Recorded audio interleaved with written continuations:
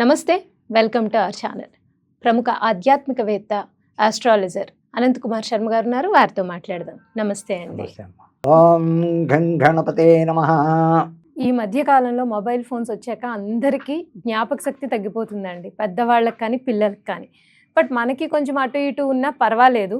చిన్నపిల్లలు ఈ mobile ఫోన్స్కి addict అయిపోయి, ఆ గేమ్స్కి ఎడిక్ట్ అయిపోయి, చదువు మీద ధ్యాస పెట్టకుండా వాళ్ళు జ్ఞాపక శక్తి తగ్గిపోయి చదివింది గుర్తుండదు, పరీక్షల్లో అనుకున్నన్ని మార్క్స్ రావు. నిజంగా ఇది తల్లిదండ్రులకి ఒక విషమ పరీక్షలా ఉంది. పిల్లల్ని ఈ రోజుల్లో చదివించాలన్నా, స్కూల్స్కి పంపించాలన్నా, వాళ్ళు ఎగ్జామ్ రాయడం కాదు, వీళ్ళకి వాళ్ళు బయటకు వచ్చే వరకు విపరీతమైన టెన్షన్, మానసిక ఆందోళన. అంటే ఒక ఇంటర్ చదివే పిల్లవాడు 10th దగ్గర నుంచి ఇంటరు, ఇంజనీరింగో లేకపోతే మెడిసిన్కో వెళ్ళే వరకు ఒకటి ఈ మీడియా ప్రభావం వల్ల ఎటు దారి తప్పుతాడో తెలియదు. ఇవి నానా చెత్త అన్నీ వస్తున్నాయి అందులో. అది కాకుండా చదివింది వాళ్ళు చదువు కూడా ఇప్పుడు ఈ కరోనా దగ్గర నుంచి ల్యాప్టాప్స్, మొబైల్స్ లో వచ్చేసింది. వాడు చదువుతున్నాడో తెలియదు, ఆన్లైన్ క్లాసెస్ చూస్తున్నాడో తెలియదు. అలా అని వాడిని ఎప్పుడు చూస్తూ ఉంటే వాడు అంటే నా మీద నమ్మకం లేదా అని అడిగే పిల్లలు ఉంటారు. కోపం వస్తుంది వాళ్ళకి. కోపం కూడా చాలా ఎక్కువైపోతుంది ఈ రోజుల్లో పిల్లలకి. సో అలాగే చదివింది కూడా గుర్తుండట్లేదు. చదివింది గుర్తుండి పిల్లలకి మంచి ర్యాంకులు వచ్చి మంచి మార్కులు సాధించి వాళ్ళు అనుకున్న లక్ష్యాలను చేరాలంటే ఏ దేవీ దేవత ఆరాధన చేయాలి, ఎలా చేయాలి అనేది కూడా మీరు వివరించండి. అమ్మా, ఈవేళ ప్రతి చోట ప్రపంచం అంతటా సెల్ ఫోన్లు వచ్చాక పిల్లలు రకరకాల వేషాలు వేస్తున్నారు. మనకు చెప్పేదోటి వాళ్ళు చేసేది చాటింగ్లు చూడడం, వాట్సాప్లో రకరకాలు పెట్టడం. ఈ పిల్లలు తగులడిపోతున్నారు. ఆడపిల్లలు, మగపిల్లలు కూడా ఎవరు చెప్పిన మాట, తల్లిదండ్రుల మాట వింటలేదు. వాళ్ళ వయసుకు తగ్గ పనులు చెయ్యట్లేదు. అంటే పిల్లల్ని అనే ముందు తల్లిదండ్రులు కూడా ఇదే చూస్తూ ఉన్నారు కాబట్టి వీళ్ళని చూస్తే ఇంకా పోతే ఇది ఎందుకయ్యా పిల్లలు ఇలా చదువు సంఖ్యలకు దూరం అవుతున్నారు, జ్ఞాపక శక్తి తగ్గుతుందంటే ఈ వాట్సాప్ ఫోన్లు వచ్చాక.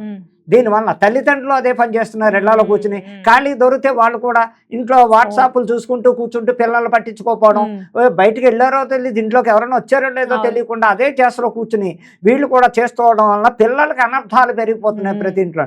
వాళ్ళని చూసి పిల్లలు కూడా తగులడుతున్నారు, చదువు సంఖ్యలకు దూరం అవుతున్నారు.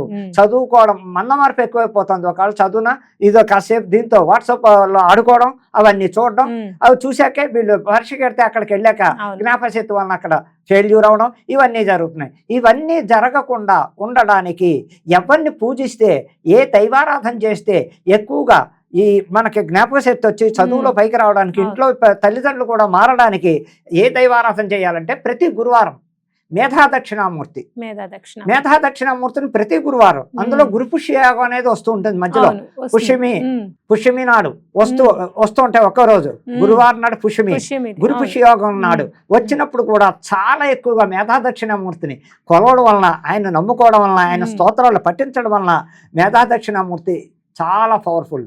అలాగే ప్రతి గురువారం ఏం చేయాలి అంటే పిల్లలు ఒక ఏజ్ వచ్చిన వాళ్ళు, 20-18 ఏళ్ళు వచ్చిన వాళ్ళు తల్లిదండ్రులు ఈ మేధాదక్షిణామూర్తి గుడికి రావడం, 9 ప్రదక్షిణాలు చేయడం, చక్కగా అక్కడ శనగల దండ ముందు రోజు రాత్రే, బుధవారం నాడు రాత్రే శనగలు నానపెట్టుకోవడం, మొన్నాడు ఉదయం పసుపు దారంతో ఆ శనగల దండ ఒక ఇక్కడ దాకా వచ్చేటట్టు గుచ్చడం, 2 దండలు 3 దండలు గుచ్చుకోవడం, తెల్లవారు పొద్దున్నే స్నానాలు చేసి మంచి బట్టలు వేసుకుని మేధాదక్షిణామూర్తి దేవాలయానికి వెళ్ళడం, అక్కడ అర్చన చేయడం, ఆయన దర్శనం చేసుకోవడం, ఆయన అభిషేకం చేస్తారు, అభిషేకం గుళ్ళో చేస్తారు. అభిషేకం అంతా తిలకించి చక్కగా తీర్థప్రసాదాలు తీసుకుని ఆ శనగల దండ మనం ఆయన మెడలో వేయించి అలా చేయడం వల్ల తప్పకుండా అలాగే ఈ చదువులకు ఆటంకాలు వస్తున్నాయి. ఇంకో దేవుడు, అసలైన దేవుడు ఒకే ఒక దేవుడు ఉన్నాడు. చదువులు ఆటంకాలు కానీ ఈ సెల్ ఫోన్లు వాట్సాప్లో వచ్చాక పిల్లలు చెడిపోతున్నారన్న, తల్లిదండ్రులు కూడా దాన్ని బానిసత్వం అయిపోతున్నారన్నా కూడా వినాయకుడిని ఆరాధించడం వల్ల కూడా మహాగణపతిని, పసుపు గణపతిని, ఉత్తిష్ట గణపతిని చక్కగా ఇంట్లో పెట్టుకుని ప్రతి బుధవారం నాడు ఇంట్లో తామలపాకులో పసుపు ముద్ద పెట్టి గరిక గడ్డి, బెల్లం చక్కగా ఓపుకుంటే ఉండరాళ్ళు, లేదు గరిక బెల్లం చదువుకుని 11 నామాలు ఆ నామాలు చదువుకోవడం.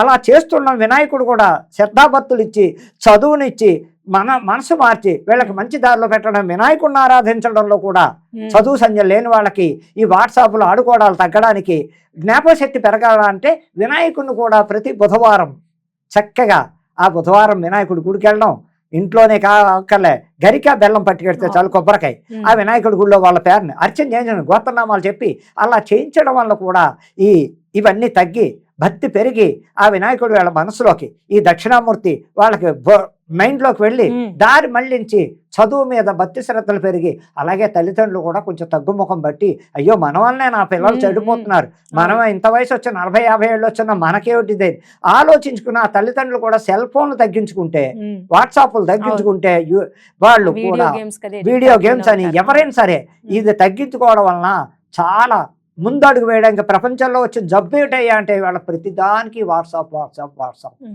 దానివల్ల ఏమవుతుంది, చిన్న విషయానికి వాట్సాపే, పెద్ద విషయానికి వాట్సాపే, మాట్లాడుకోవడం తక్కువ, ఎదురెళ్ళి చెప్పుకోవడం ఎక్కువైపోయింది. వాళ్ళ టెలిగ్రాములు లేవు, ఉత్తరాలు లేవు, వాళ్ళగా లేదు, ఏదైనా ఫోన్ ఫోన్ ఫోన్ వచ్చేసింది. అందుకని చెప్పేది ఏంటంటే టెక్నాలజీ మారింది. ఈ టెక్నాలజీ యుగం నుంచి బయటపడాలంటే దక్షిణామూర్తిని బాగా కొలవండి, వినాయకుడు ఆరాధన బాగా చెయ్యండి, చక్కటి ఫలితాలు ఇస్తారు.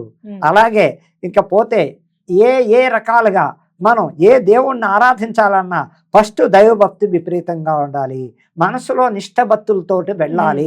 ఆలోచన చోట చిత్తం చెవుడి మీద చెప్పుల మీద ధ్యానం పెట్టకండి. గుళ్ళోకి వెళ్ళని చెప్పులు పోయి అంటారు, చెప్పుల మీద కాదు, దేవుడు ఉంటే పోతాయి, దేవుడు పోయాడు శని వదిలిపోయింది అనుకోవాలి. మనం వెళ్ళామా, మనం జాగ్రత్తగా ఫోన్ అన్ని సైలెంట్లో పెట్టుకోవడం, ఓ బ్యాగ్లో పెట్టుకోవడం, అసలు సైలెంట్లోనే ఉండాలి. ఫోన్ గుడికి వెళ్తున్నాం అంటే దాన్ని పట్టించుకోకుండా దర్శనం చేసుకోవడం, భక్తిగా అర్చన చేయించుకోవడం, ప్రదర్శనాలు చేయడం, ప్రసాదం, అప్పుడు బయటకు వచ్చాక సెల్ ఫోన్ ఆన్ చేసుకోవడం, చక్కగా మిస్ కాల్ ఉన్నాయా లేకపోతే ఏదైనా వచ్చింది. అంతేగాని ఇంకా గుళ్ళల్లో కూడా దైవ దర్శనం చేస్తూ ఫోన్లు మాట్లాడుతూ దండం పెడుతున్నారంటే అసలు ఆ పూజారులకైనా ఉండాలి, అయ్యా గుళ్ళో ఫోన్లు మాట్లాడుతూ సెల్ ఫోన్లు వాడకండి అని చెప్తున్నా.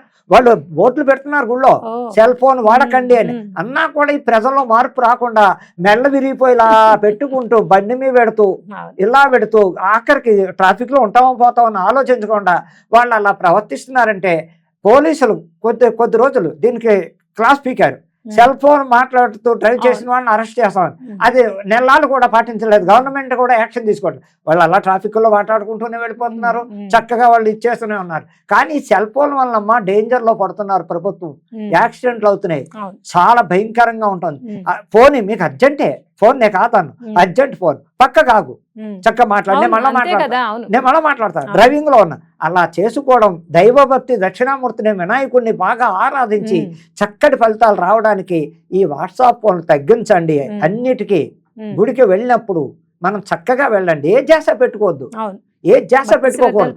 అరగంటే లేకపోతే పావుగంటే ఆ పావుగంటనే చక్కగా బ్యాగ్ లో పడేసుకోవడం, ఆ దైవ దర్శనం చేసుకోవడం, ప్రశ్నలు చేయడం, తండ్రి నేను పని మీద పెడుతున్నా.